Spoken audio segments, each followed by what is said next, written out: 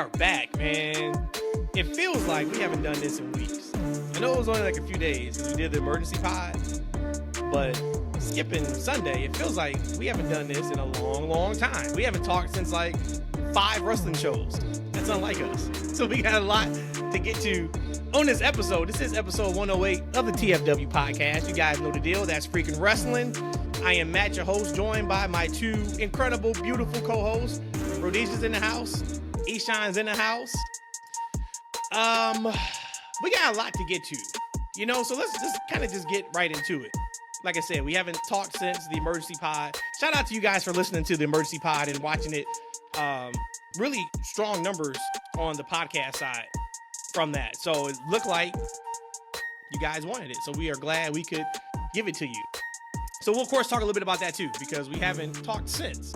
So like some new developments have come to fruition from SmackDown and from Raw. We'll get into all of that.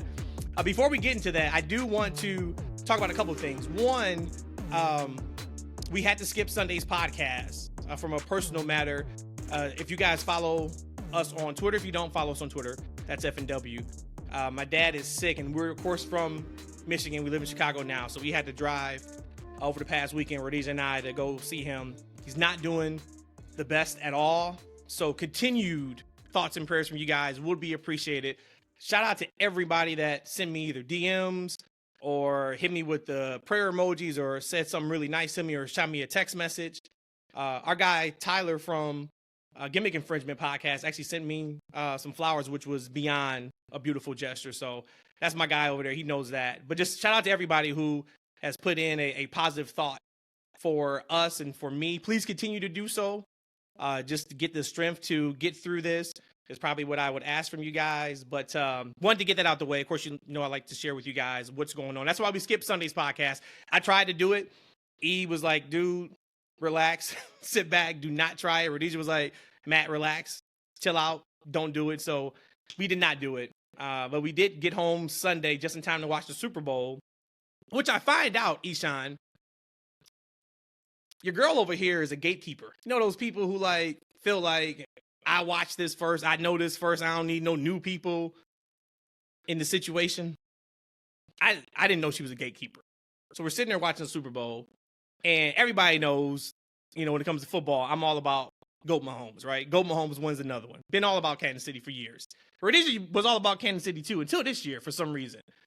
Come to find out, the reason why she wasn't this big Kansas City person, and then she said she wanted San Francisco to win was because such a snitch. It's just such a snitch. Taylor Swift. And she went on this 30-second Hill promo to Lil Matt about Taylor Swift ain't been here through the tough times and she don't know football. She wasn't shooting with him in the gym. I said, you are a damn gatekeeper. I didn't know that was a thing with you. I'm a little disappointed. I like Taylor Swift. See? He's not a gatekeeper. Right, because he doesn't like NFL like as much as I do. Damn, now basketball, he does. All right, no. So say if Taylor Swift and Kelsey break up, right, and come May she starts dating an NBA player, and come NBA Finals, they show her, you know, once every half hour. Are you gonna feel any different about Taylor Swift? Are you going to turn to a gatekeeper too, or are you going to say, hey, look, it's all good. She like to watch basketball with us. Come join the NBA family. You know, just like I like my women in the kitchen cooking, shaking that thing. I like them in the stands cheering for their men. So she's all good for me. Oh, my. Okay. And I can't stand this show, how things are said that was told in confidence of secret. And the way it's been told is not exactly how it went down. But I'm not even about to get into this because that's freaking wrestling. And it's not talking about the NFL and Taylor Swift. You're trying to cancel our show before we can even get to the millions. No. Yeah, but now the Swifties, they be on it. So you're right. Like your DNA samples will be all over the internet by the time this hits. So yeah, you're right. Take all that out. We'll edit all that out. Last housekeeping note before we get to it. Last Thursday, actually, I was a guest on the Delvin Cox Experience. My guy, Delvin Cox from X. Great podcast. We recorded that last week. It's going to drop this Thursday. So make sure you check that out. Once again, that's Delvin Cox Experience. You can check it out on Spotify. It's on Apple Podcasts. Of course, you can check out Delvin on X as well. But had a really good conversation, about an hour. It was actually right after the press conference. We talked a little bit about that, but we also talked about just kind of, black representation in pro wrestling. He asked some really funny questions at the beginning. It's 5 questions, like from a personal perspective. So I kind of share some stuff there. So if you guys enjoy our podcast, definitely check that out. Once again, that's the Delvin Cox Experience. So let's start with The Rock. Eshaun, last time we talked, it was the end of the press conference. You were on cloud 9. Cody's getting his moment. We were kind of talking about some what if scenarios. And it looks like now, after watching that Triple H promo on Friday, and we've seen on X that he said he's turned heel, that now Rock is a full-blown heel. He is digging his feet in completely to this. What are your guys' thoughts on now knowing that he is 100% heel? Roman and Rock will be on SmackDown this Friday, which I can't wait for. They've moved like 1,200 tickets since that announcement, so they'll have another sellout, which is insane, just how hot they are. But what's your guys' thoughts about now knowing that, all right, Rock has dug his heels in. There is no Rock and Roman night 2 of WrestleMania. We'll see what they do with night 1. But he's a heel now, and he's going with it, even though he could be running for president soon, and he's got Moana 2 coming out. He's got all this other stuff going on. He's all about the sports entertainment piece. For me, guys, we're officially on the road to Cody Mania. And I'm loving it all. Every bump in this road I am here for. I love the Rock heel. I don't remember, 2 days ago was like 2 weeks ago for me. So I don't actually remember what the Rock said on Instagram or Twitter, but I remember I was reading it to my wife Katrina, and I was like, listen to all these F-bombs, all this cursing that the Rock is doing. Said Cody won't do that, just, like, oh no, he won't, not anymore, right? If you're fans of the BTE segments, you've heard a lot of Cody F-bombs, but here, listen to Rock turning heel, and he's trying to get himself relevant again with all this cursing and this character adjustments, trying to show this new, Gen Z, the X, Y generations, who he is and what he's about, right? He's reimagining himself right before our eyes, turned his heel character, and I like it, right? It's a little bit different of a Rock that we haven't seen in some time. The Rock has a lot of things coming out in the future, and, a hot, potty mouth Rock, I'm here for it. One of the questions you asked about him running for president one day, well, Donnie J made it in, and he made, actually, we don't have to go that route. So Rock definitely can have a presidential run, and he probably can go pretty far in it. But I love this.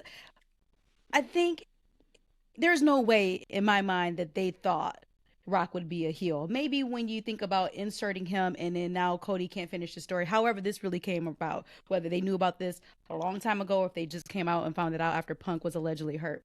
Regardless, I think they knew that maybe it's a possibility Rock would not be accepted. Well, I think maybe they wanted him as a face, but he didn't. And he's The Rock. You know how I used to say for weeks, shut up, it's The Rock? He knows it. He knows what's best for business. This is something that is so prideful for him. He says it all the time.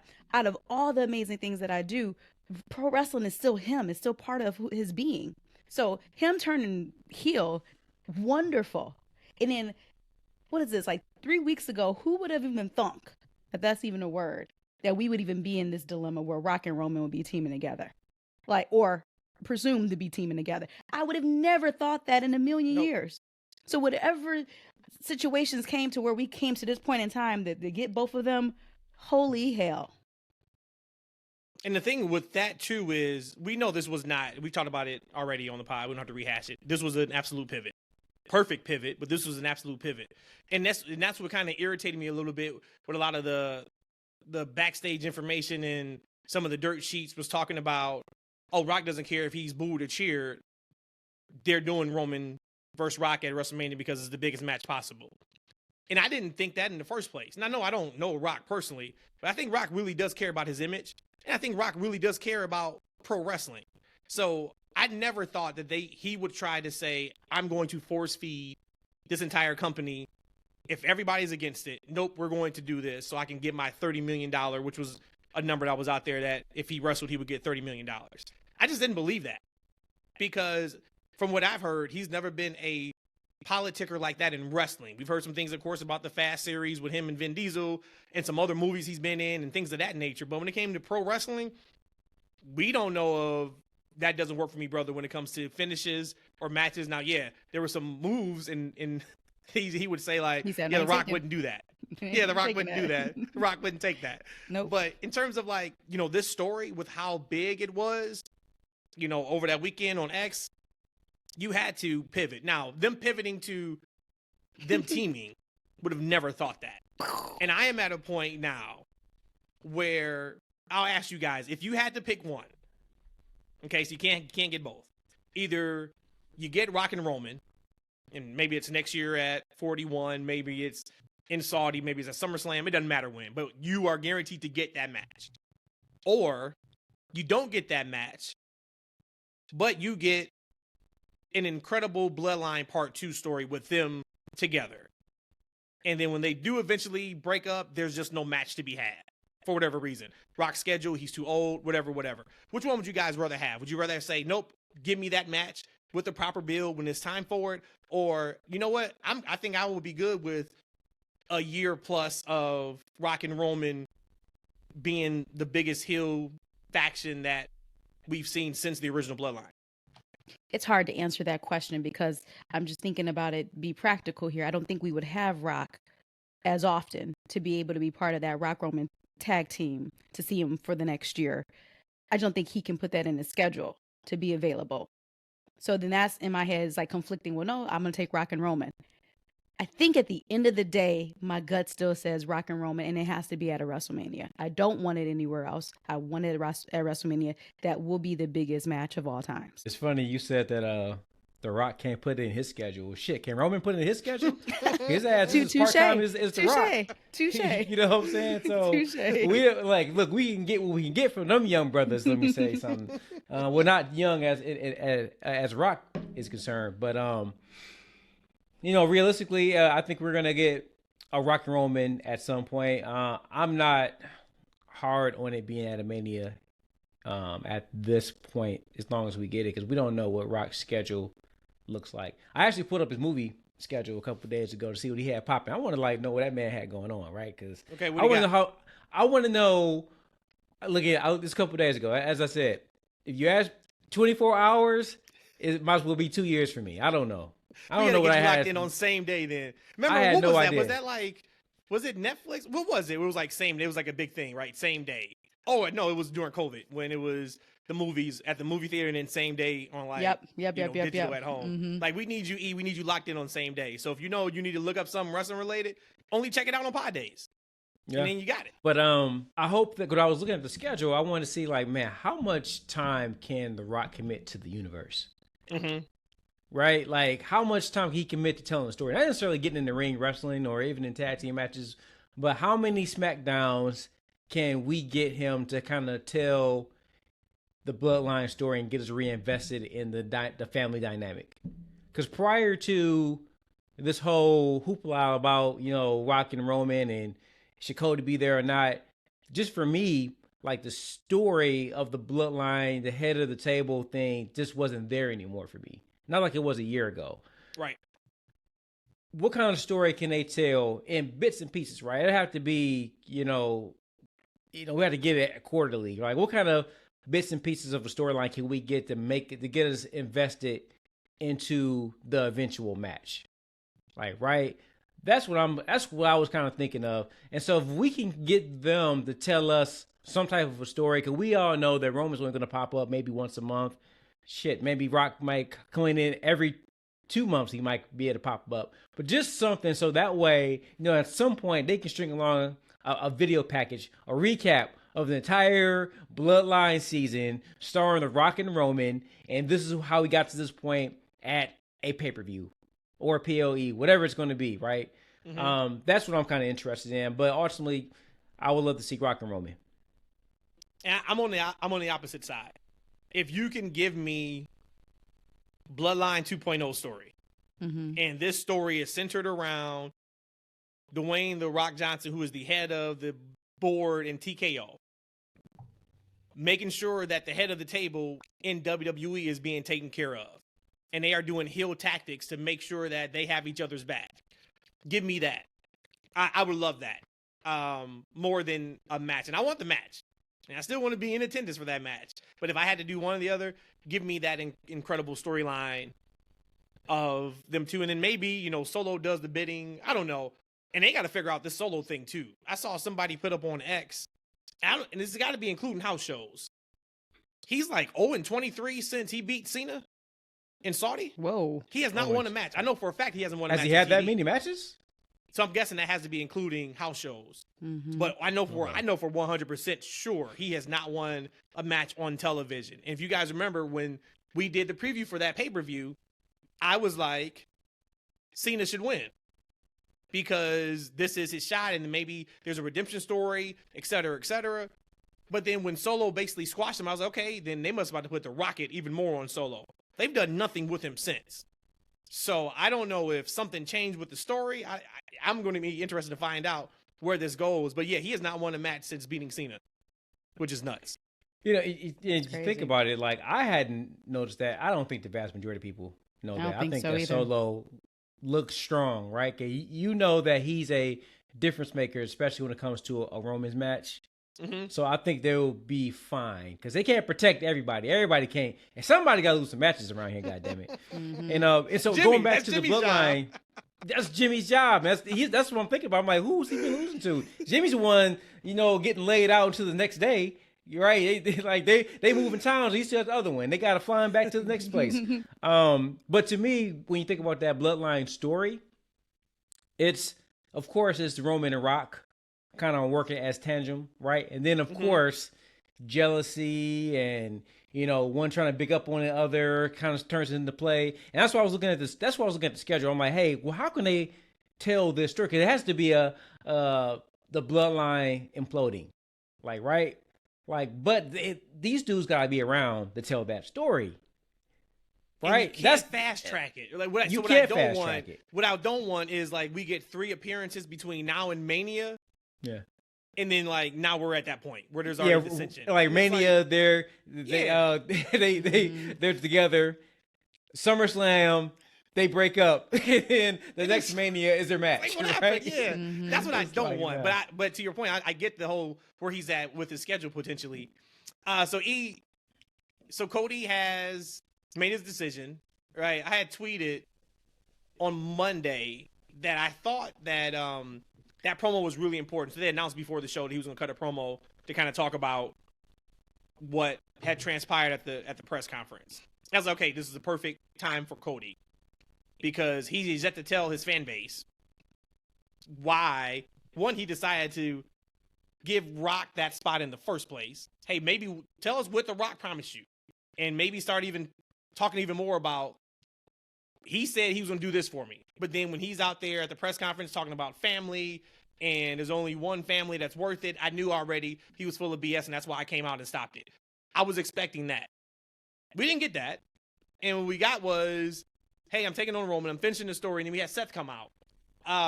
What did you think about that promo from Cody? And then what did you guys think about Seth's promo after that? You know, that's I wonder. We hadn't really talked much about the shows after the press conference.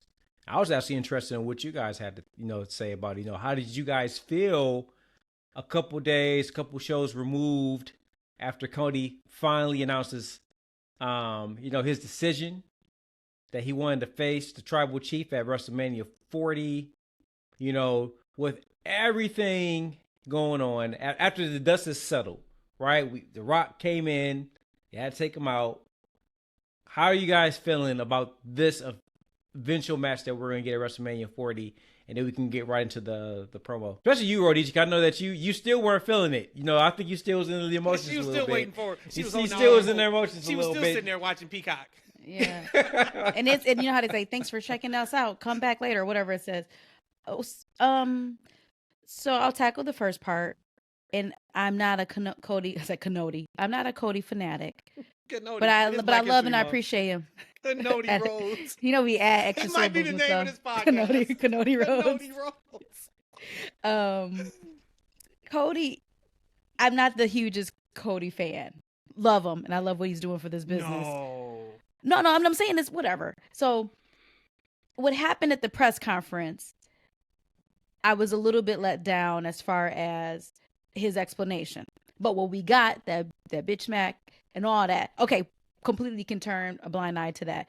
But then to follow up with that, we didn't quite get, well, I didn't feel like I got quite a good answer of why he really went with Roman. And then to answer that second part of your question, I felt like Seth outshined him in that promo, and Cody's really damn good on the mic. And I don't know I don't know, but I would have thought Cody and Seth going back and forth, Cody would have that edge. And I walked away from that promo, and I'm like, wow, Seth pretty smoked him. And again, not him, because they are like together, but just going at it on the mic. I just don't feel fulfilled with Cody's explanation, and I don't even know if we really truly got an explanation. I feel like I got more of an explanation from Seth about everything else that's going on than I did Cody. And to me, that was the story. There was no explanation for that surrounding Cody, so I guess they just feel like, all right, screw it. Fan base is happy. We don't have to acknowledge what he said because now we're completely going in a different direction. All right, got it. I still don't like it, but okay, whatever, got it. To your point, though, what Seth has shown me over the last 3 weeks, so you give Seth some good material, Seth can knock it out of the park every single week. Not that I was down on Seth as a performer or as a promo, but to me, it was at a point where Seth was kind of spinning his wheels, and it looks like to me it was because of creative. 3+ months with Shinsuke. Mm-hmm. Got it. You know what I mean? So, like, okay, now I'm seeing, hey, when you give him something worthy of it, that promo he cut to Cody a couple weeks ago, killed it. Yeah. Promo he cut about back to Roman, killed it. Yep. This past Monday, promo of, hey, we should do this together, killed it. I think, like I thought before, this is setting up a tag match. This is what it feels like, for sure. Between them two. If you go back to Triple H's promo on SmackDown, it was a lot of power struggle. He was sitting there talking about there's people who think they run the game, and a lot of it was Rock's old catchphrases, which I love. He did a great job of saying, like, no, I run this. I run this. Now we'll see what Rock's response is going to be this Friday on SmackDown. But we already know that, okay, there's going to be a power struggle now. So they may go with this TKO board versus WWE head. Okay, great. We're not getting Triple H in the ring, but okay, great. So then when you fast forward and you look at Monday, now Seth is talking about this. Only person that knows how to take down Roman, like, is me. You know, I'm the one that broke up the Shield. On X, I saw some information and then some tweets about, Seth's about to turn heel. So Yusuf and Fonz sent that to me. And they sent it yesterday, and I was kind of like, no, right? So I asked them today, I'm like, hey, tell me more. Why do you think Seth would turn heel from that promo? And so it started with, Fonz was like, I didn't trust a damn word he said on the YouTube clip, talking about Seth. And then Yusuf said, I'm the biggest Seth stan, but not gonna lie, I was thinking the same thing. He brings up the Shield, who he screwed over, brought up the Architect, who screwed people over. Maybe it's to go back to the real heel Rollins. So then I said, hey, tell me more. Fonz said, well, a couple weeks ago, Seth was already laying it on thick about Cody challenging him for his belt. Now all of a sudden he's offering to be Cody's one true friend and back him up, while also referencing the Shield in the same promo.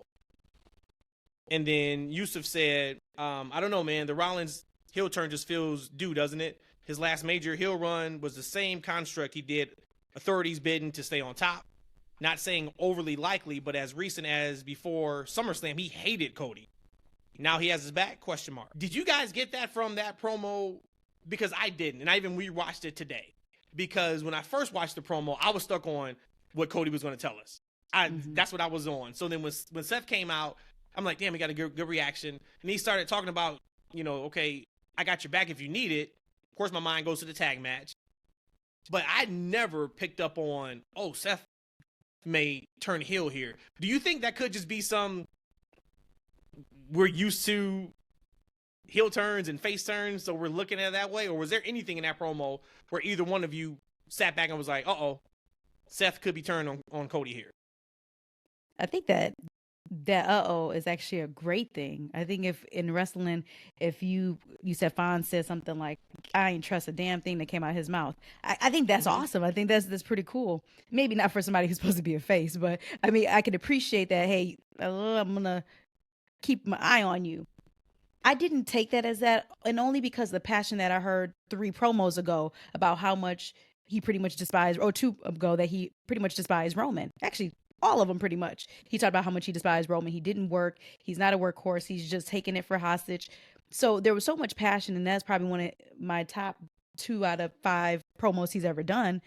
It's hard for me to go from, okay, he was that passionate about making Roman crumble to now also turning on Cody. So I didn't take that, but again, I was like you said, going into that promo looking for a satisfying answer from Cody, and I didn't get that. So maybe just from that alone, it deflected me from thinking, is Seth gonna turn? But if he does, I don't think as of Raw that was him planting a seed. I don't think that's the case. Maybe he may turn later in the future, but I don't think there was anything there, at least for me. Fonz is my brother from another mother. I think he's one of my longest friends. I've known his brother forever, and usually that's my guy. A fellow Cody fan.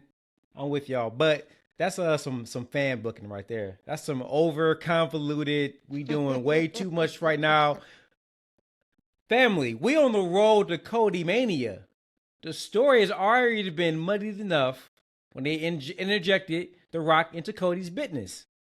So when we talk about like why his explanation didn't make sense, because the interjection of The Rock into the whole thing didn't make sense in the first place. So now we got to come out of that. We got to explain this, and we got to explain why he made a choice, why he pointed at the Roman, and then just to come back the next night and say, "Oh, I'm not doing this tonight. You just said a couple days ago that you were, but now you're not. But now you are again." That's a lot to explain. Let's just ignore all that, right? So that's why it doesn't make sense, because that's a lot to explain. Like we don't we'll have to get into the inner workings of how this was even thought of being a good idea, just to interject that man in that moment. Right, that would be a conversation. But would Seth and turning on, if it wasn't about Cody, Rock, and Roman, sure, sure it would be, and not right now. Maybe 6 months down the line, because as I said, Rock is gonna, go back to post-production or something in a little bit, and Roman's gonna go back on vacation. We're gonna have some stories we gotta tell. Seth and Cody are gonna be the guys that are around. So now we can kind of go back to their feud, because they've had a feud since Cody's been back on the roster. So they definitely can revisit that, and that would be a great way to shake that up. Would be to turn Seth heel, right? Especially depending on what we're doing with Drew. My man Drew and my man Finn, he ain't signed yet either. So definitely there might be some opportunity for another heel, and Seth, that might be a great character shakeup for him. But going back to a couple of things, we talk about Seth and his promo. I know Rhodesia, you mentioned that Seth kind of roasted him. I don't think you meant roast, because that was a pro Cody kind of thing that he was doing, and I think that was kind of needed. I think smoked him. Yeah. Oh yeah, smoked him, because that is a different flavor, right? Because you smoke something. It is. Smoked is a different flavor than roasted. Yeah. Absolutely. I like smoked before roasted. Yep. But oh gosh. But I think that Seth needed that type of promo, especially considering that press conference, because everyone looked at Seth and he's kind of an afterthought. Like, it's like, why are you even here? Like, right? And I think Roman said that to him like numerous times. Like, hey, bro, the adults are in the conversation right now. Right? Yep. Can you go somewhere right now? Right? So I think he needed that to kind of put some energy around him and hit interjection to the whole feud. And you got to think about Cody's promo style since he's been in the WWE is way different than it was in AEW. Oh, what do you want to talk about? I hate that. That's not. Like Cody, I love Cody. I hate that. I think I told you guys. I hate that catchphrase. It was funny. It was funny when Dave said it And I don't know if that's what Cody got it from, but Dave said it in one of his little videos with Brian Alvarez, and Brian Alvarez got really irritated that he said that. Like, dude, you know what I want to talk to you. I want to talk to you about what I just asked you about. But anyway, he gets interrupted a lot. He doesn't talk for very long. Like, right, I think Seth interrupted him during that promo. He's not going out there like cutting like them hot, heavy promos anymore. He's kind of, I would say on a scale of 1 to 10, I think he cuts a lot of 8 promos. Ooh, I mean, but 8 is great. I think 8 is great. But he cuts good. 8 is good. But to shoot Cody some bell too, though, think about when he would cut those promos. He hasn't really been in the feuds. Right? We've seen a couple of those promos with Shinsuke, and then we just got over the Shinsuke feud. But he was cutting them against Brock, even though Brock wasn't there. And that's it this year. And he had a mini feud with Dom. Right? He cuts a good promo, right? Yeah. So that's just kind of been his thing. But it's definitely interesting to see what they do with those guys. I think it does definitely seem like they're going to do a tag team. I just have a hard time thinking that they're going to have Roman and Cody. Biggest match of the year. I would say biggest match in the past 10 years. Any PPV. This is the biggest. This is the second biggest selling WrestleMania with the most eyes on it that we've ever had. This is one of the biggest ones in the past 10 years. I can't imagine them kind of watering it down by having them in a match twice in 2 nights. I mean, But what do you do? Like, because at this point, Seth, we're going to Elimination Chambers to decide the chambers chamber a contender. No S. Y'all did it again. You go to Targets and then you go to Myers, Fords. But they're deciding the number 1 contender for a Mania match. So Seth has that coming up. We know that. That'll be night 2. He's also both world championship matches night 2, because now let's look at the backstage stuff on it. If Rock signed on to Wrestle at Mania, right? We're not going to take that away because the board has signed off on it, et cetera, et cetera. Now we just got to switch the match because the fan base wanted Cody versus Roman. And to you saying you think this is like the biggest match in 10 years, I don't agree with that, but I can probably agree with you on this is the most anticipated finish in a decade. I could say that, but I don't think this match is bigger than Roman Cody last year. I think that was a huge match because everybody assumed Cody was winning and he didn't. So now that makes this one kind of big. But so if you look at it and say, well, Rock has already said I'm in it. I've already been training, right? So these are all hypotheticals, but I've already been training. I've signed on for it. We got to use me, and we set up Seth being out there.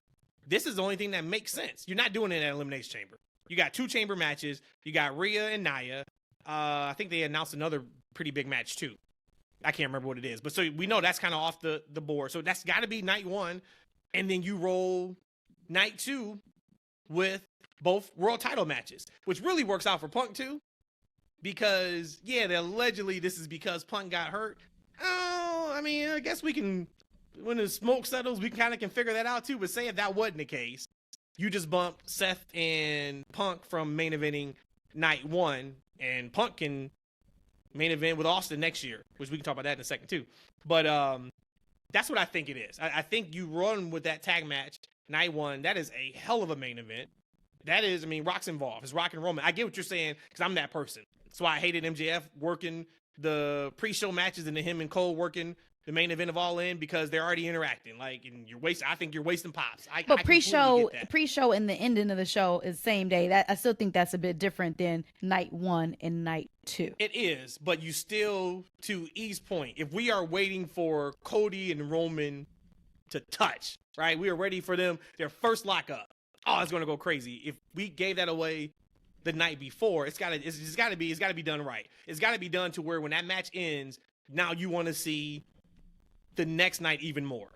And I'm sure they can do it. Or somebody who's only going to one WrestleMania will be able to get to see Cody. Oh, we don't care about them. Okay. Like, that's not, we don't book for people who only watch one night. No, I said who's going to WrestleMania. Same thing. Because remember, that was the whole thing about the whole Cody Crybabies. They bought tickets, even though they already bought the tickets, but they bought tickets just because they wanted to see Cody and Roman going against each other. You know he's coming out with merch too. Who? For Cody Crybabies? I'm definitely copping that. No, he didn't. No, he's not. Our guy Brandon James on Twitter sent a pretty good question. So he sent this on Friday. He may feel differently now, or his question may be different, but I'm going to give you guys a question that he sent us on Friday. I told him we would hit it up on Sunday, but we didn't have a Sunday show. He said, my peeps, have a thought after watching the press conference last night. Full-eyed view. Seth no longer has CM Punk for Mania, and WWE no longer has Brock Lesnar either. If the dirt sheets are to be believed, Cody versus Roman was the original plan. Then Vince happened, the injuries happened, Brock happened, so Brock versus Roman was happening. Then the backlash, so they pivoted back. What if Seth was there to set up Brock versus Seth, night 1, World Heavyweight Championship main event? Brock wins, then Roman loses night 2 to Cody. Now Brock and Roman butt heads over who is the head of the table, with an organically turning Roman babyface facing a heel Rock at WrestleMania 41, which in turn also elevates the World Heavyweight Championship after Roman crapped on it, making it no longer a secondary title with Rock holding it for a year, kind of putting Rock in that Brock position of special attraction. What do you guys think? Y'all gonna hate me for this. How about we roll with the majority of what he said and have Roman retain, and now we got 2 part-time Roman tribal chief and high chiefs with the titles. Oh my God, give me that. Give me that. I want that. Now it's a real battle of who's the head of the table if both of them is holding the title. Give me that. Y'all want that damn company to go out of business, man. I mean, good googly moogly. So you're not a fan. Got it. But actually, I thought about, like, okay, what? I was like, how can we get to a Seth and Rock match? Because I like to see it. I'd like to see it. Yep. And what if Big Executive Rock somehow inserts himself in the chamber, right? Mm-hmm. And he doesn't actually even wrestle in the chamber. He's just the last entrant into the chamber, and he's just picking the bones. Gets a title shot, and then beats the brakes off Seth at Mania. Because we don't know how much Seth can go. No, because he blew out his whole leg or whatever it was. And I know these wrestlers are Superman. They come back 2 years early, from injuries, right? But it'd be a nice, quick 5-minute match. Rock puts Seth on that ass, wins the championship. Now he's the champion. Roman the next night loses the championship. No, I don't like that. Oh yeah, that's good. That's what's going to happen. Okay, I don't like that. Because Triple H knows that he's not turning his fan base off, and so now The Rock is the only champion in the family. He holds all the power. He is the true High Chief, head of the table. Okay, he's the only champion, and he's on the board. What if we can get that? Man, if this whole Mania is centered around Cody finishing the story, which it should, right? I am absolutely 100% on board with that. But man, say if it was not, oh my God, what I would give to get Roman versus Seth and Cody versus The Rock. I just think there is so much money in we don't want Roman and Seth. A heel Rock coming in to face your biggest baby face in Cody Rhodes. And the only reason why it makes sense that they're doing it now is because of the whole Rumble thing. I get that. But let's not forget, this entire bloodline thing is the reason from that is because of what Seth did to Roman years ago when he turned on him. Roman's never gotten over that. So how are we going to get there, though? How will we get Seth and Roman, Cody, Rock? We won't. That's why I said if it wasn't for the, okay, got it. If it wasn't for we didn't have Seth and Roman like 1,000 times. But it's different. Not this one. Remember, only the Rumble, and Seth is still the only person who's ever beat him. He beat him by DQ. They've never had a rematch. Baron Corbin did beat Roman Reigns. Oh, got it. That's what I'm talking about. We've never had a rematch. But even if you think about what Seth said on Raw Monday, this is kind of my fault. And it's his fault because he betrayed Roman. This whole bloodline thing is strictly because of betrayal. That's it. Which is why he has everybody around him. And then that's why the Sami Zayn thing hurt him so much. Because once again, I let somebody else in and they screwed me. Like, I can't wait until we get this 8-hour documentary for the bloodline where they can really get into the stories that we forgot because it's been going on for so long. But I digress. But no, I get what you're saying on that. I do like that idea. It's probably not going to happen. But if there is one way to not do the tag match, so you don't want Cody and Roman working against each other twice, that is what you would do. You would go Seth versus Rock night 1. Now, you can't do that because of the Elimination Chamber. We just talked about it. They're about to crown the number 1 contender unless they do what you said, E. But what my worry is with this is how can Roman lose the title against Seth or against Cody night 2 if Rock is involved? Like, is something going to happen before night 2 where they're beefed out and Rock isn't there for him? Is it going to be Rock's fault that he loses because the interference backfired? That's the part where I just hope they do that right. And I know they will because they've done a perfect course correct. But that if I had one sticking point that I'm a little bit worried about is if Roman was winning all these people with Jimmy J and Solo, he definitely should be winning with Rock by his side. I'm still kind of like entertaining the Rock entering the elimination chambers, as he calls it. The chambers. Because I really do feel like there is a way you could protect Rock on this initial getting kind of the rust off. He is the last to come out. Everybody's already beaten up. 5 minutes at most with multiple people, with 5 other people in the ring. How many other people's in this ring? I'm liking that. So I guess to answer your question. That would be nuts. Could you imagine and then he takes out like LA Knight backstage? He takes him out. Right? And then his music hits. And you're just like, oh my God, what is this? I mean, cool. I don't even know how to answer your question about what do we happen from night 1 to night 2 to make it all sound right. But I'm really thinking on, you talking about some nuclear heat? Oh my God. If we can get him to Australia, baby. I don't know if he wants to be up, wrestling at, 3:00 in the morning, but that would be good. So, hey, listeners and viewers, send us your comments on kind of everything we just talked about. I would love to hear, one, your guys' thoughts.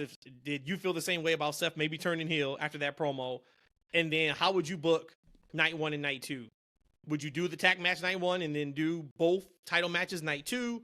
Or would you do something else? That would be great to hear. And then, of course, we'll talk about that on Sunday's pod. Hey, Matt, so we talked about betrayal, right? It's a big part of the Bloodline storyline. But just last night on Monday Night Raw, we had Judgment Day betrayal. R-Truth was betrayed last night. R-Trizzle. And I'm talking about Damian Priest and team, set up execution. They marked my man R-Truth.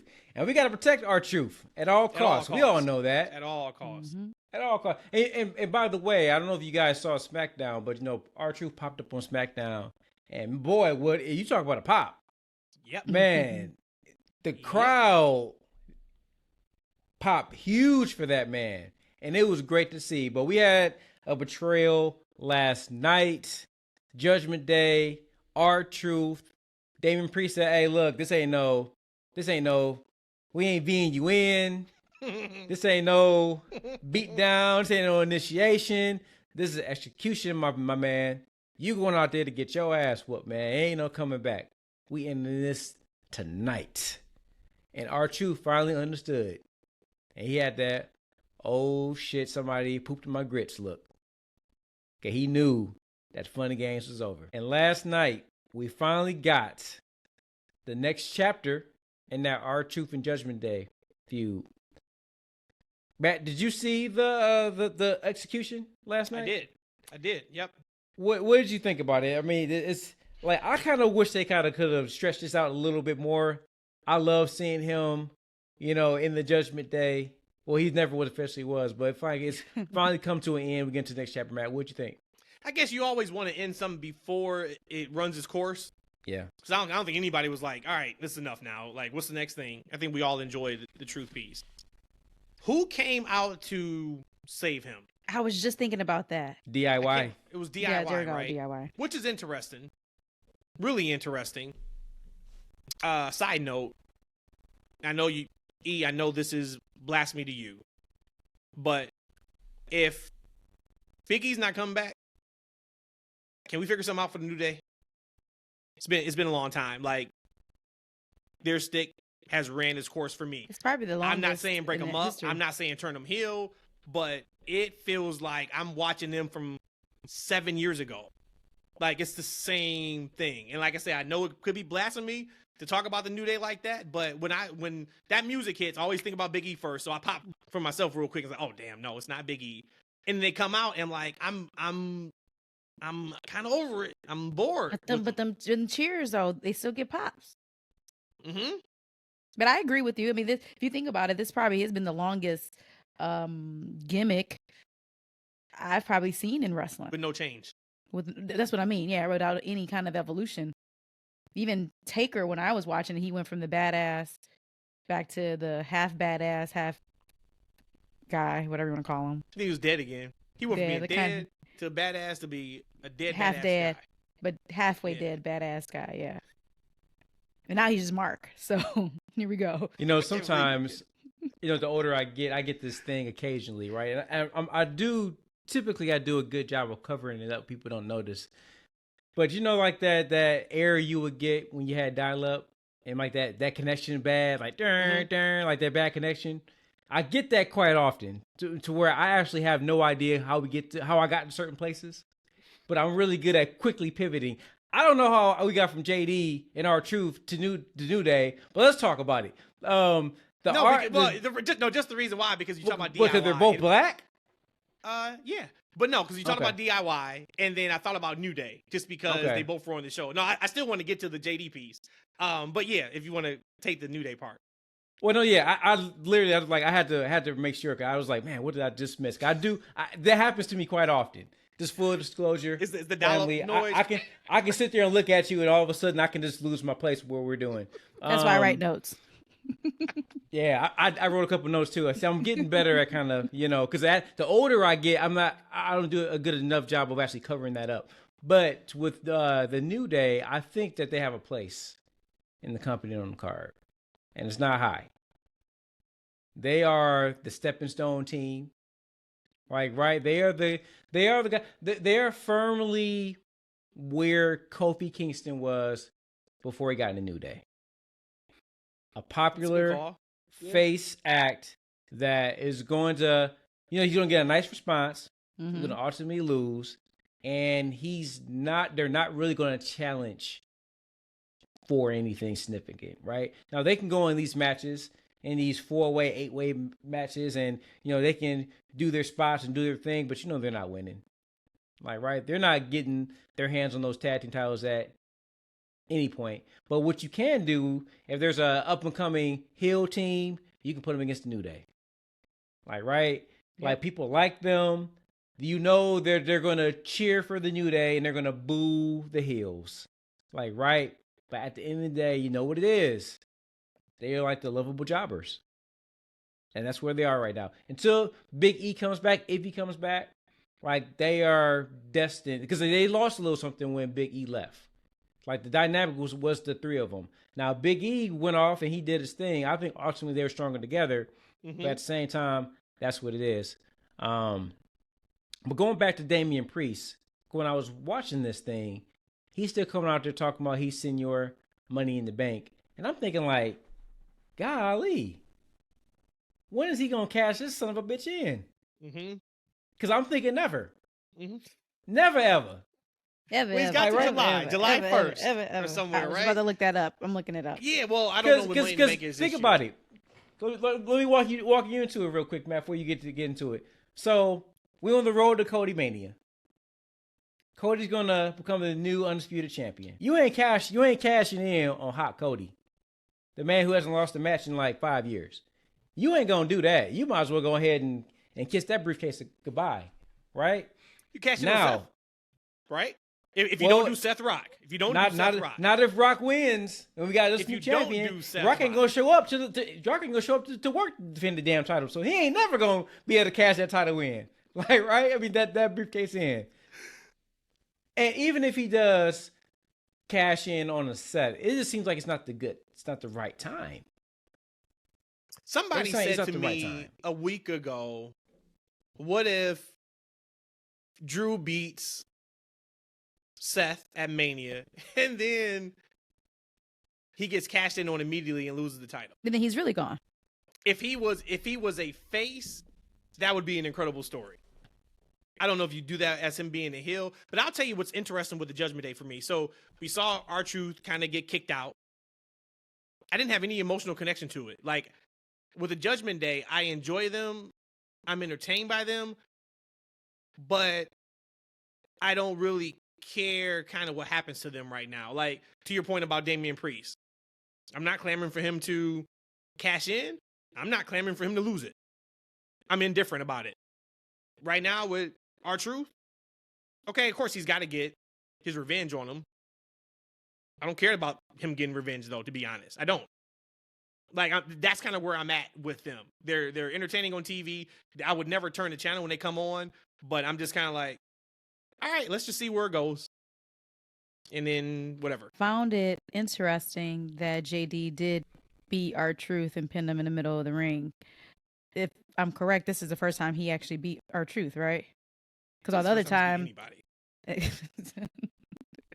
so I actually had that connection. Like, damn, Truth, you are really kicked out now because you literally got pinned in the middle of the ring, and there's nothing you can do. You beat JD countless times, so you had a crutch to say that you're still in the New Day, to the point where he even told him at the beginning of the promo, "Hey, JD, you're not even in this group," when they were in the ring. But I would say, because I'm a huge Damian Priest fan, he has lost some kind of luster for me, and I don't know if it's just because the timing of everything and the stories of who's being told right now, and that Mommy had a kind of like, I don't really see them together that much anymore because she's about to go down her route for Mania and Elimination Chamber. But I don't know. I hope that it picks back up, and I could see, because again, I am a huge Damian Priest fan, I could see him going after Cody in a couple months. I absolutely could see it. And to be clear, July 6th in Toronto is Money in the Bank. Oh, July right. Because they're back in the back. Because I said I wanted to go. Yep. Yeah, they're doing SmackDown that Friday and then Money in the Bank that Saturday in Toronto. Money's in the bank. Money's in the banks. Money's in the bank. We'll talk about Boss Time too. She's Saucy Banks. You mentioned Rhodesia, Rhea Ripley. I'm going to ask you guys, who's more popular, Rhea Ripley or Becky Lynch? It depends on like, I don't know. I guess you could flip a coin, because more popular maybe in what I think more men 25 and up will pop for Rhea, where maybe Becky's more popular because even the kids love her too. I think the kids love Rhea too, but maybe Becky speaks to the kids more because she wear more colors. So more popular, maybe Becky. That's tough. I mean, they're both super popular right now. I mean, if I guess I had to pick somebody, I would say Becky, because Becky's still, even though I haven't enjoyed all of her promos, she has a presence like no other. Like, right? Like, her presence outshines a lot of men in that company. So there's that. But Rhea, she has a presence about herself too. She's a damn star. She looks great. She's really getting her look down. She's becoming a little bit of an older woman. I think she's in her late 20s now. She's really figuring out like how to look, because she still looks like a badass, right? But she still looks like a beautiful woman too at the same time. And she's so comfortable on the microphone, and her skin and her character right now, it just really comes across. I really wanted to know, like, is that the match we're getting at? It seems like all eyes are pointing to Becky and Rhea, which would be a big match. That might be the biggest match that they have on the women's side, right? Outside of Rhea and Bianca, to me, that is the biggest match you can do. I would say that even right now, I think Rhea is such on the uptick right now I think that still would be their biggest match. But then that begs the question, because Bianca, they still do a good job of actually keeping Bianca out there. I know at the press conference, and one of the reasons they had her kind of promoting her show, but the fact they had her out there promoting her show was big. Like, right? And she's on the cover art this year of the wrestling game along with Rhea, which is super huge. Like, what do they have planned for that woman? Kabuki like, Warriors I don't want Jade and Bianca. I don't want to see a three-way. I don't want to see her inserted in a match with Becky and Rhea. No. Let's see. Yeah, you go tag team, right? Women's tag team. No, Sasha and Naomi. Oh, that's right. right. Okay. Yep. I was gonna say. So then you give her history too. But yeah. So that's what I would do. That's the way I would go. But I was just thinking about it when I was watching them on Raw in that promo segment, and I'm like, this is basically gonna be a face versus face match. No matter what Rhea does to Becky up to that point, I could see maybe them turning Becky heel after Mania, but leading up to Mania, like it's basically face versus face. Especially since you've gotten Rhea getting some hits from Nia. So I know how Raw ended. She did her kick to Nia, but Nia's tapped that butt a couple times. So it's almost making me feel a little bit like empathetic for Rhea. I wouldn't every time. Yeah, she got destroyed every time she's in there. Nia Jax, she looked good last night. Come on now. See, you're coming around now finally. Took you a few months, but you here. You know, when she was acting last night, I'm like, Rock, get her a Dylan Hollywood. Because she was in there crying. That promo, she was crying. That promo was I mean. But Becky, I get it. And all I can think about, and you gonna go, and she gonna be her. And I'm like, we gotta get her a movie deal. Let's go. So you've seen enough? I've seen enough. We all need some Pepto-Bismol after listening to that promo last night. I don't know what they were trying to accomplish with that promo, but I wasn't buying it. But she looked good last night, and she's done a lot of work herself, right? She's one of the top characters in that women's division. Like, what do you do with her? Like, to be honest with you, depending on what they do at the Chamber, maybe we get a Nia versus Bianca match. I don't think we've seen, Bianca put Nia Jax on them shoulders and hit that. Is it the KOD? Mm-hmm. I mean, that might be a sight to see, right? So you are not high on them tagging as a team, Jade and Bianca. I would love it. So it's we're in February 13th now, right? So I mean, there's still a lot of time to get to a tag team match, but I don't think we've got a full debut from that woman yet. And no, she hasn't got her allegiance yet, and it's just a lot of story needs to be told to get there. I mean, they definitely can. They want to whip up a match and a quick story. They can do it to put out there because this isn't as significant as the Rock and Roman, where they're trying to microwave a huge main event in like a matter of weeks. And that's what it would have been. It would have been a matter of weeks because those guys aren't going to be on the shows every week, right? They're going to be on every couple of weeks to kind of tell their story. Whereas Bianca and Jade and the Warriors definitely could tell that story, but I just don't see it right now. After Mania, sure. Okay. The other woman too, and then we can move on. And I say I'm worried about just because I really want Becky and Rhea. I've talked about that since they had that face-off on Raw months and months ago. Mm-hmm. Be on the lookout for not Watch Me. What's her name? Damn, I forgot her name. Liv Morgan.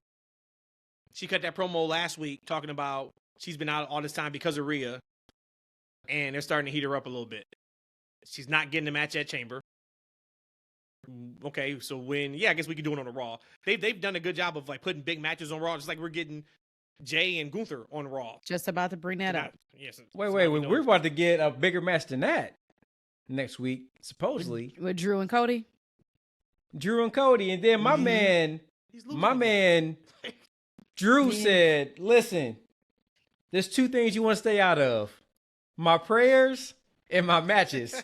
If you want to get the Cody Mania, I'm like, oh shit. Drew, I didn't hear that. He said stay out of his prayers. He said there's two things you want to do. You want to stay out of my prayers and my matches. I'm like, oh shit.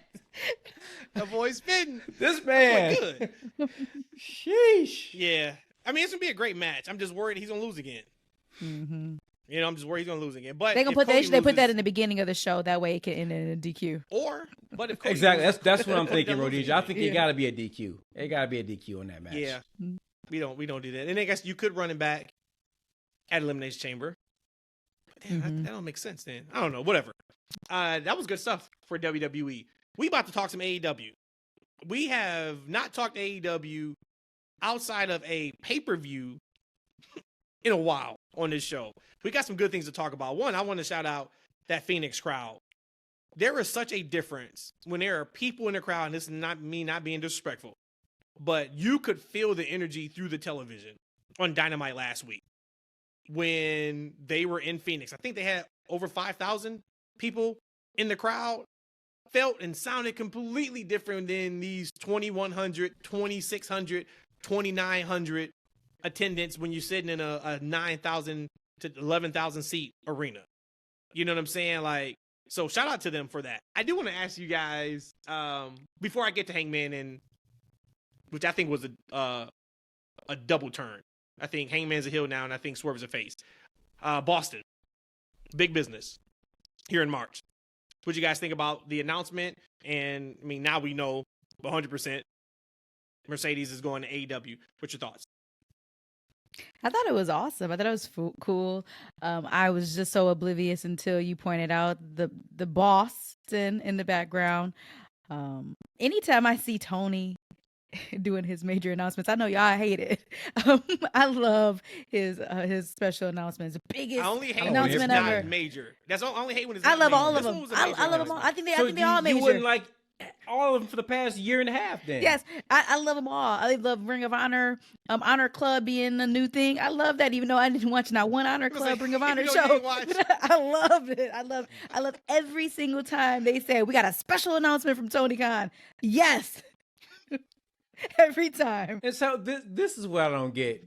Because my man, Wole, says that I'm the AEW hater and Rhodesia is the AEW lover. And that was all cap just right now. That No, it that was wasn't. That's the nothing. honest Wole thing. but never truth. said that. Wole didn't say that. He did said say that. you Well- he said you favor WWE is what he said, and you do I'm- favor. hey, WWE. listen, I don't He didn't have call time. you AEW Hold hater. on. I'm summing up. I don't even know what cap conversation, means. okay? What does cap even mean? I'm but summing secondarily, if that's a word, I am telling the truth. Google This is the truth. Google it. The truth is, every time Tony Khan says he has this, well, not Tony Khan, when Excalibur or Tony Schiavone says, hey, we got a special announcement from TK next week, I am all for it. That's Tony a straight said he had the runs last night. He They said announced the it on shoot. Twitter. I loved it. That's a shoot. It's a 100% shoot. No, that's 100% Hey, you know what's shit. funny? You ain't love A none few of them a few things. weeks ago, we were looking through some photos, and I told Rhodesia she was like somebody's like auntie, right? She took offense to it. How did you say that? She just got on here and said she don't know what cap means. I still don't know what cap means. Are you kidding me? CAP cap? Like that's cap? You do know that means like you're lying. You know that. Yeah, I've explained this to her. She knows. See, Somebody's old auntie strikes it's a again. continuation of the cap. Like she's on the roll of capping about the announcements. Now she's talking about she know what cap mean. She's just on The the roll irony right of now. She that, can't get huh? out of it. She just can't get out of it now. That's what it is. Because when people say no capping, that means then the truth then, right? Correct. Again, whatever. No cap. I'm Let me telling the tell truth. I'm telling the truth about the special announcements. Anytime y'all see a special announcement from TK, just know deep down inside that Rhodesia just popped. Like for real. So we got it. So that's a big announcement. They've already sold, I think, almost 6,000 seats in TD Garden for that show, which is big because the show tickets just went on sale last Friday. Nice. I think we need to talk about Tony Khan's record of signing big free agents, no matter what he does with them, right? Because that's a separate conversation. Yeah. But news comes out this weekend, Okada's heading to AEW. And yeah, these are the free agents that we knew would kind of go, right? But when you think about Switchblade, you think about Ospreay, you think about Mercedes, you think about Okada. You think Those about are go backwards. massive. I was gonna say even Yes. Edge, even Bryan Danielson, you could John Yes. Moxley. No, his signing is A++. For Those sure. are that should speak to he's doing something right with how he's handling talent. Now, when they get on TV or when they don't get on TV, once again, whole nother conversation. But I think that's big, and he should be commended. And that's why anytime we get these people who are just 100% pro one company and anti another, you just think about the 4 people we just named off. And yeah, they could go into WWE, possibly. But what if they didn't want to? Now they're somewhere that we can never see them, right? Because either they're signed to some company that doesn't get TV, or they're just working indies, or whatever the case may be, or they end up signing back to WWE, and then there's no use for them because they're too tied up with talent. So I think shout out to them for that. I love the announcement. I thought it was, I tweeted out when they were like final predictions, and I said they're going to announce in Boston, and then he's going to hit that major tease.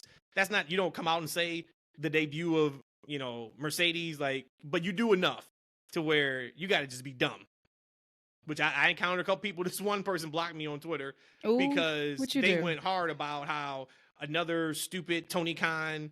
I thought it was E at first, but then I was like, no, E knows how to. He knows how to spell, so I knew it wasn't E. And it was misspelling like every other word. And they were just like, dumb Tony Khan. Didn't even announce. Okada didn't announce. Mercedes, like, what the F? And then I tweeted who's gonna tell him? Yes, they did announce Mercedes without saying it. And then he hits back, or she, I don't know what it was, but it was just back and forth. Yeah, and then they blocked me. They blocked me. I was like, I didn't say anything to you. Well, you did when you said somebody tell them. That was like seriously, you couldn't put 2 and 2 together. It's called big business with dollar signs, and then the Boston. I can see if you maybe somehow you missed the Boston.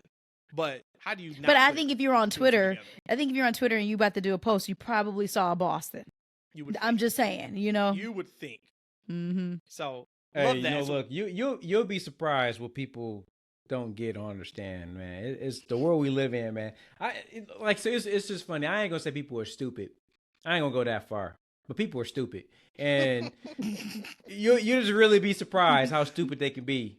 You can spell it out, you can point it out in neon, and they still are oblivious to it, and they don't get it. Especially, some of them are lovely wrestling brethren. Man, everybody is so super smart, but so super stupid at the same time. It's just amazing. That's funny, what comes out. It's just the smarter you are, the dumber you are. Mm-hmm. Oh my God, it's just ridiculous. And it's funny, going back into the AEW hate thing that I do. We're commending Tony Khan for opening up a fucking wallet and paying people to do a damn job. Here we go. Here we go. Well, there you go. Hey, let me give this person millions of dollars to do a job. But let me commend you. That's better than the UFC not paying people millions of dollars. Hey, we ain't talking about. That's wrestling. Okay. Okay. So he talked WWE. I'm sure they said they offered Ospreay about the same amount, but that we knew. I mean, when you're talking about some of these people, you just know they're not going. Oscar can live in his home country. Okada can stay in Japan if he wants to and live there. Mm-hmm. But like I said, the Mercedes, that's a big deal. That's a really, really big deal. And I see a lot of people already dismissing the signing, and they're going with the whole, yep, she's going to be big for 2 weeks and then she's going to be gone. Let it play out.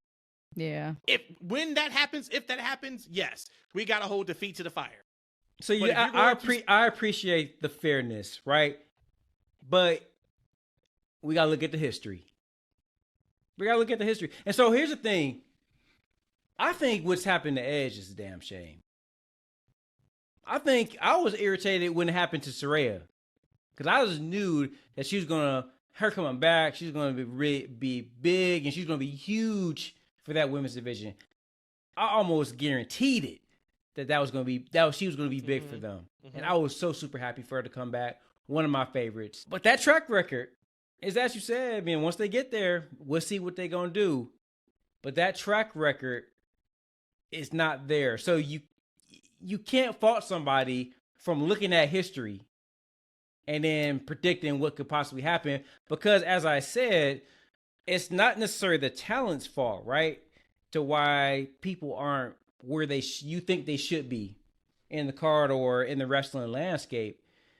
A lot of it just comes down to creative. Now, we'll say with Mercedes, whatever she's going to call herself when she gets to AEW, one of the things that she has going for her, she's very creative. She's very hands-on her character and her presentation. And I think that's huge for AEW, because that's what Tony allows talent to be, is very creative to express themselves. he's like, hey, I'm gonna let you do you. We gonna see how far you can go with it. Right. Now he may not give them guide on how to accomplish it, but he's gonna give them a blank canvas and let them do their thing. You see Swerve, which I'm sure we'll get to at some point, just tearing it up over there. Right. And that's 1,000% all Swerve. Chris Jericho, I actually appreciate what Chris Jericho has done and why he's been in AEW. I think he's reinvented himself numerous times to make himself relevant. I haven't been a fan of it, but I appreciate what he's doing. Super creative guy, right? All the guys that are creative and they can make pitches for themselves do very well. They're Christian, another one, right? Mm-hmm. Very creative.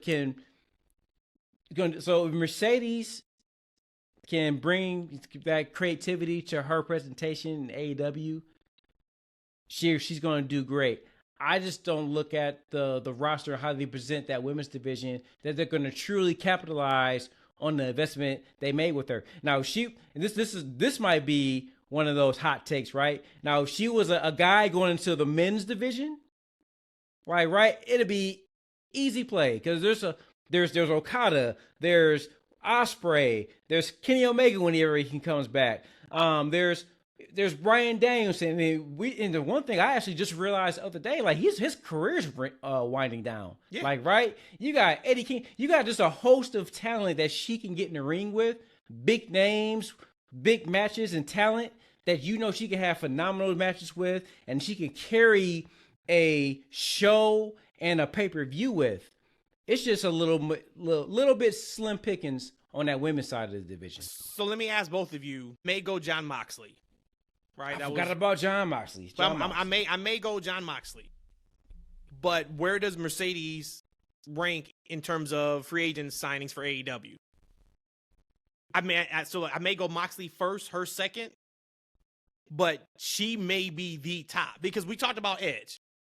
To us, that was a big deal, and when I say us, like we've been watching wrestling for 2+ decades. To you guys, what you thought it was big too, though. Yeah. You like Edge. Don't do that. You thought you may not have thought he was a needle mover, but that was a big deal when Edge went to AEW. Not saying that, this is a game changer. Okay, now all of a sudden they're about to be packing in 13,000 people in every show, but that was a big deal that Edge went to AEW. To be honest, it's just that I saw what he's doing on WWE TV. I feel like he wasn't really that big of a deal there, and I thought that would kind of carry over. Now, if you think about history-wise, looks like. Yeah, unfortunately. I hope. See, that was one of. I hope that was wrong. I hope that just was me because I hadn't really been feeling the stuff that he's been doing. But to answer your question, I mean, how can we forget Punk? Oh shit! I think Punk was their biggest signing. Yo, I completely erased Punk from AEW. I mean, I purged him out of my head. Okay. So Punk for sure was number one. Yes. So after Punk, are you putting Mercedes after Punk? No, I'm going Jon Moxley. So you're going Mox. Okay. Rhodesia, what about you? Mox. I forgot about Punk myself. So I'll put Punk first. This is actually about to be surprising maybe to some of y'all. I'm putting Bryan Danielson as my favorite. No, not your favorite, the biggest. As my favorite, biggest top signing to me. The biggest to me. Okay. If they would have used Bryan to his capacity like they should have, his capability, in my opinion, rolled the momentum of where he was in WWE, and they didn't. They kind of just let him do what he wanted to do. He didn't want to be a champ. I just want to come here and put on banger matches. Tony was like, okay, cool. You ain't got to be a champ. You could put on banger matches. If I was running AEW, hey, man, I know what you want, and you can put on banger matches, but I'm putting the title on you. You know what? I might disagree. I think Bryan, I think they actually did. So I miss Bryan. I think Bryan's done well there too. I think he's done damn well there. Match quality from a character perspective. You also understand that, he also is kind of coming up against MJF in his rise to the top of the card too. So that kind of blocked him. And then he had a couple of injuries. I think they actually did well for Bryan. And I think he's another one of those, hey, I'm creative. They all talk about how creative he is. Yeah. Like he's creative. He's able to do well there. The people that do well. So this sounds horrible. This sounds horrible. But what you got? If Mercedes was in the men's division, I'll put her over Bryan because I know what the caliber. You think about the caliber of star that she is from a character, charisma, from a match quality, just the that a wrestler has. She has all the qualities. If she was able to mix it up with other people that was on her level, like just imagine where she possibly can take her career in that company. It's just unfortunate that she's in the division. Like I said, she's going to be like the Hulk Hogan of that division. It's going to be Mercedes, and it's going to be the monster of the month. Right? It's going to be One Man Gang, then Kamala, then Earthquake, and then it's going to be Dino Bravo. Yeah, I don't think it's bad.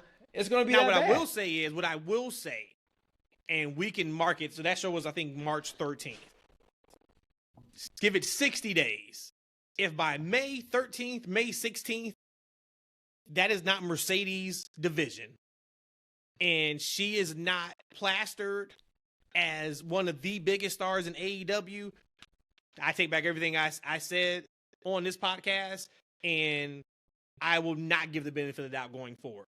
But that they can't do that. That they have to construct this women's division specifically around her, make her the star that she is, and then everybody else is going to have to level up to that. I think if they do that, no matter what type of talent, we can argue, back and forth, the type of talent they have in AEW women's division, I think you're going to be fine. And they've done a good job, too, of having more women's matches. They had 2 women's matches on Collision.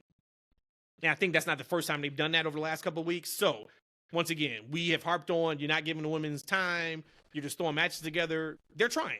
They are trying where they're missing in some pieces. But it's going to be interesting to see, man. Like, I am excited for this one. I'm excited to see who her first feud is against. I'm excited. It's going to be Red Velvet, just like everybody else. Man, we ain't got time to stir it up.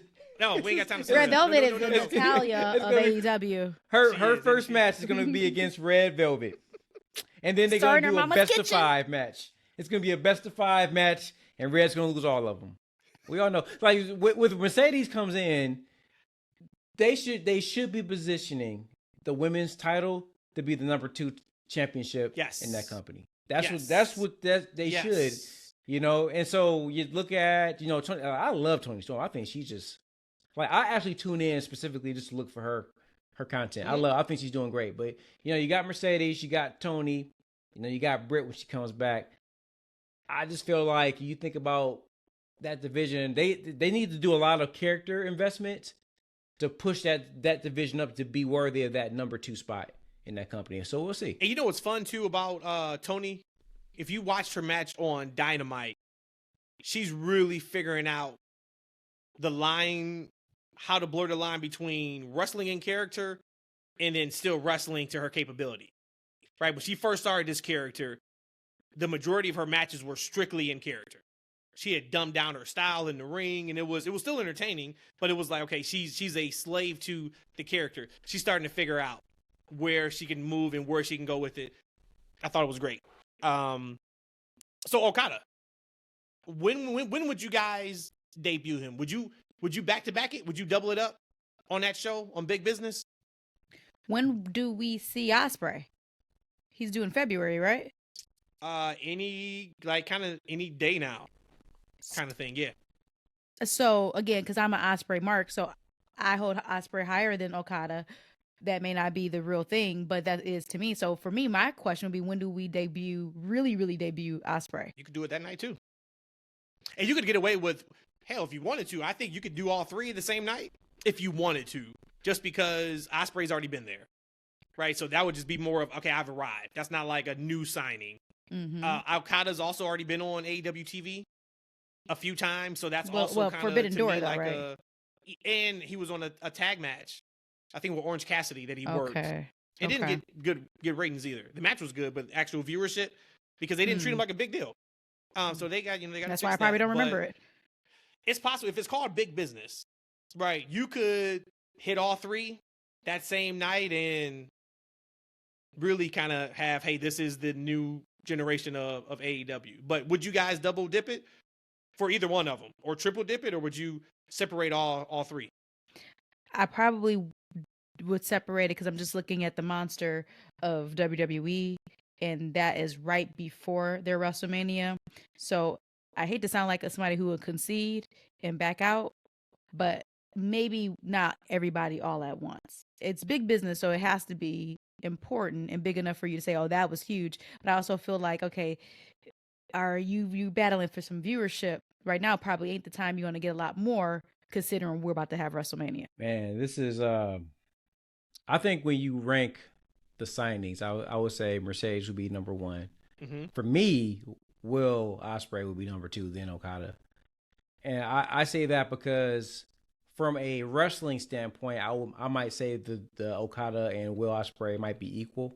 Okay. As far as like match quality output. But we know that Will be able to better connect with the audience verbally. Right. And that's what American wrestling is. It's all about story. It's about promo, etc. Like, I don't think that Okada speaks English that well. So his connection to those fans is going to be what? The matches. And you think about the AEW audience, like they're going to be tuning in anyway. So for me, it's about how do you debut these? Well, they're not even debuting, right? Because we've seen them, as you just said, multiple times over the course of the years. And a couple of times Okada's been there, I don't think it's really did anything. I don't think it was, maybe it was presented as a big deal, but I don't think it was a big deal in totality. Think it was presented as a big deal, man. Like, I don't even remember that guy. Yeah. So now you're going to introduce them as a big deal. We've seen them before there. Like, right? I think it would be Will Ospreay and Okada would be best served to when they officially debut as All Elite to make it a big deal and not have them piggybacking on someone else's steam. I think that's very, very important to establish those characters, is to make their reappearance a big deal onto itself. And you don't need the eyes of the boss to kind of overshadow that. And that's something they need to do. I think that's we talked about before, is patience, right? It's patience. So debut them on different nights and make sure you have something for them when they pop in. And a big deal. And you know, you got different ways of doing it. I like what you just said. The thought of doing one or both of them along with Mercedes is, you know, that show is going to be tuned in by the wrestling community, maybe more than you're going to have any other show this year if you're AEW. Right? You know, like that's where people are going to tune in. They may not tune in live. Maybe they may check it out on YouTube or whatever the case may be, but they're going to be tuned in on that show. So if you can really put forth your best effort on that show, and it is WrestleMania season, you may be able to grab some extra viewers that you don't have yet. Because we thought it was a mistake when at what was it All In or All Out? All Out, right? That's what we saw? No, All In. All Out, which right? one? So we had CM Punk's first match. Then we had Danielson.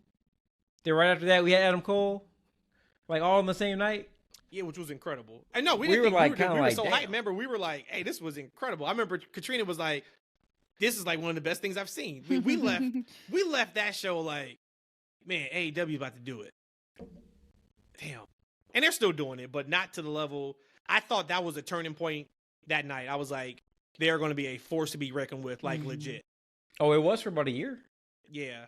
Until the CM Punk thing, that interview really. And Cody. Oh yeah, Cody was a domino. Leaving. Yeah. And yes. I think the staying on AEW last year, for me, from my perspective, was just the Devil storyline. I think it ended the year with a exclamation point of like, what the fuck? To me. That was bad. Yeah. Y'all was waiting for let's talk about the show really quick, because y'all was hoping that thing. Man, this got to be the worst faction that they had, and they didn't set them up properly at all, man. Like Wardlow is boring. Yeah. Like the Kingdom, like they were jobbers. We weren't taking Roddy seriously. Yep. And like Adam Cole, like maybe it's the injury, but that whole faction, it ain't working. It ain't. That they gotta retool that, man. They gotta retool that. But hey, let's finish up and let's talk about Swerve and Hangman. I want to talk about Hangman really quickly, and I think that they should treat Swerve like WWE treats Rhea Ripley, right? Where she's kind of a baby face to the crowd, like, right? Can they cheer her? She's a baby, but they still keep her in that heel role, and it kind of works because, over the past couple weeks on Collision, etc., they're really showing you that Swerve is going to probably turn pretty quickly. Even leading up to that match, we didn't talk about it, but on Collision a couple weeks ago, I'm not sure where it was, but Swerve told Nana, he said that, hey, I need you and the rest of the embassy to stay back. I need to do this on my own. Which is a face. I don't want him to have any reasons or any reason to complain on this match. And Nana looked like, what? Boss. Like, yeah, you hurry me. Keep your ass in the back. Right? And then they made an emphasis to show Nana's face, and he looked kind of like he didn't like that, right? Going to this match, Swerve's being honorable.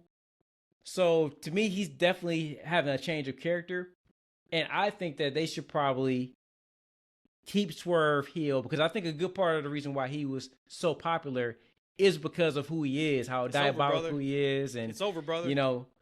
Double turn. I think that's what they should be doing. Is what we saw.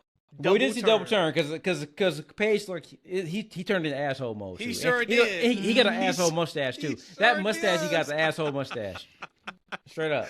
Yep, double turn, baby. And because to your point, Swerve is just too popular, and I liked how they did it. And it wasn't like this over the top thing of you having to tell the fan base they're already cheering Swerve. Nobody's booing Swerve. Now maybe you're not overly cheering Swerve in the crowd. Swerve ain't got booed in months. Right. In any of these live shows. Okay, run with that. And Hangman would be just fine as a heel, but I think we got that double turn when Hangman was like, no, I ain't giving you another 5 minutes. I was like, oh, got it. They're going for it. They're going for it. And then when they made the triple threat match, I was like, okay. I had said earlier that I thought weeks ago, I was like, all right, put the belt on Joe, put the belt on Swerve. You have Swerve drop it to Ospreay at All In Ospreay's home country. That was kind of the trajectory I had mapped out. I think you don't put it on Swerve yet. I think you put it on Hangman to cement his new heel persona, and Hangman turns into running from Swerve. If he wasn't going to give him 5 minutes in that match, you're not going to get a chance at my title. You're going to give him another match for that title. Yeah. You are never going to get this title off of me. So then, we're not wrestling. Book us we're into All In. No, then that takes you to Double or Nothing. Got it. It takes you Double or Nothing. Now, I'm not big on Swerve only having the belt from May to August. We can play with that, but I think you don't go with Swerve just yet because of the Paige heel turn. Because you think it's going to make him legit chase. Make him legit chase, and I'd be here for it. I just don't want Swerve to get the wrong end of the deal. That's all. They know what they got in them. I wouldn't worry about that. Now, if they dropped the ball on, that. No, Swerve is not going to let him drop the ball. Mm-hmm. You know that he has his hands around his character and what's going on with him a little bit, and you can tell they trust him. You can tell Tony puts him out there in key and critical times. I think, don't hold me to this, but I hope it's true. I think that, Swerve always has like one of the higher quarter hours, and they're aware of that, so they put him out in prime spot. So they know what they have in him, and Swerve is going to let it go down. But when does MJF come back? Because I feel like if you don't give Swerve the title sooner than later, he may not get it, because MJF is going to come back. He has a stick at the title.